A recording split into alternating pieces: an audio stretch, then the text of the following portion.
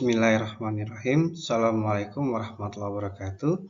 Baik, jumpa lagi di mata kuliah elektronika analog. Kali ini kita akan membahas tentang dioda Zener.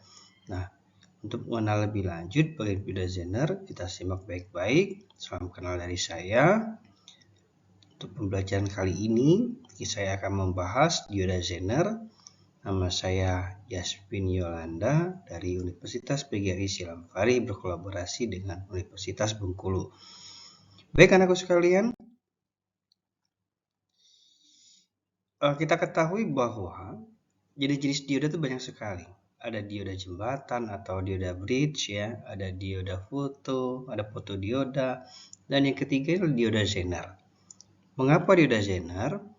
Beda dengan dioda Zener dengan dioda-dioda lainnya, yaitu positif anoda yang segitiga, sedangkan yang katodanya, nah yang biasanya dioda pada biasanya itu dia garis lurus ya.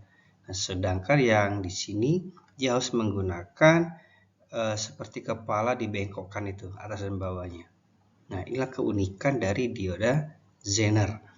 Ya, positif segitiga, negatif yang mengot ini ya, yang lurus ini gitu.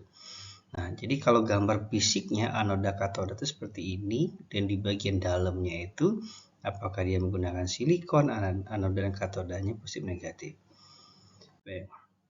Fungsi dioda yang kita ketahui yang selama ini adalah pengatur tegangan. Sebagai referensi tegangan, menekan lonjakan arus yang arus berlebih dan dialihkan menjadi sinyal dan mengclipping bentuk gelombang. Jadi gelombang sinusoidal dia bentuk clippingkan menjadi gelombang pulsa. Yang kedua, memanipulasi sinyal tegangan bolak-balik agar mendekati tegangan direct current, tegangan biasa atau tegangan lurus ya. Dan yang berikutnya sebagai penyiar arus, yang berikutnya adalah pengaman elektrostatik discharge. Jadi seperti kayak fuse ya, dia mengamani rangkaian ketika terjadi keadaan konslet pertama kali, maka dioda Zener yang menyamakan rangkaian pertama kali yang mengorbankan dirinya untuk putus ya. Prinsip kerja dioda. Perhatikan gambar di samping. Kita ketahui ya, ada tegangan baterai ini sebesar tegangan trapu ya, 24 volt dengan hambatan 330 ohm dan dioda dipasangkan dengan dioda Zener ya, di negatif positif. Dioda Zener sebesar tegangannya ada 3,2 volt, tegangan pada dioda Zener. Nah, ketika multimeter tersebut dihubungkan positif ke negatif sama negatif, positif probe sama positifnya, maka prinsip kerja rangkaian ketika mengalami forward bias atau bias maju yang terjadi apabila arus input, arus yang masuk sesuai, maka dia akan menghantarkan arus tersebut menjadikan keluaran atau menjadi output.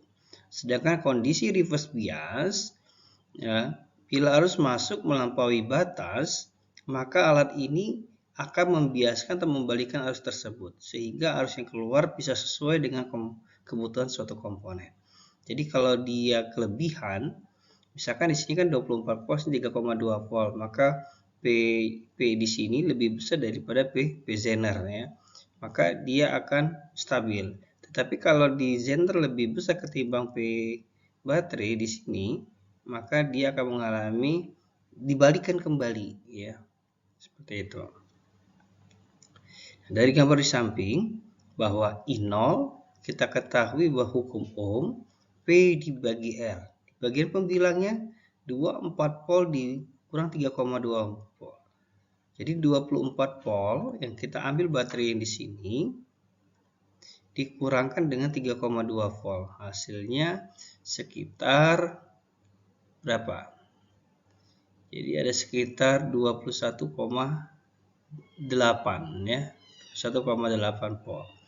Dibagi 330 ohm menghasilkan 63 mA. 0,063 ya, atau 63 mA.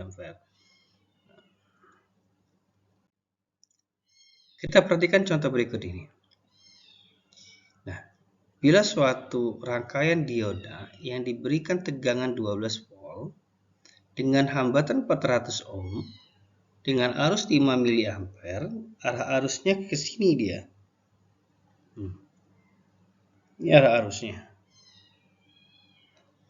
Dengan dioda Zenernya adalah 10 volt, maka mencari I output pada gambar rangkaian 1, ya, jika P sumber lebih besar dari P Zener. Coba lihat, di sini 12 volt, sedangkan P Zener 10 volt. Berarti pada kasus pertama P sumber lebih besar daripada P Zener, maka arus yang mengalir pada suatu hambatan R sesuai dengan hukum Ohm.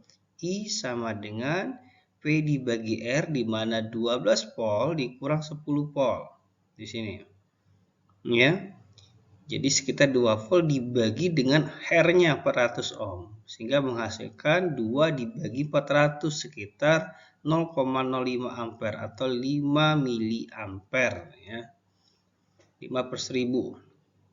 Selanjutnya, 5 mA. Selanjutnya pada yang terjadi, bagaimana P outputnya? P outputnya adalah 10 volt, sama dengan P Zener. Jadi tegangan di sini akan sama dengan P Zener. Jadi P outnya akan sama dengan P Zener. Selanjutnya, pada kasus kedua, yang terjadi adalah ketika tegangan P sumber lebih kecil dari dioda Zener, tegangan dioda Zener. Di sini adalah 2 volt, di sini adalah 10 volt. Maka yang terjadi pada kasus kedua, ketika PS lebih kecil dari PZ atau P sumber lebih kecil dari tegangan Zener, maka PR sama dengan 0. Maka hambatan di sini akan bernilai sama dengan 0.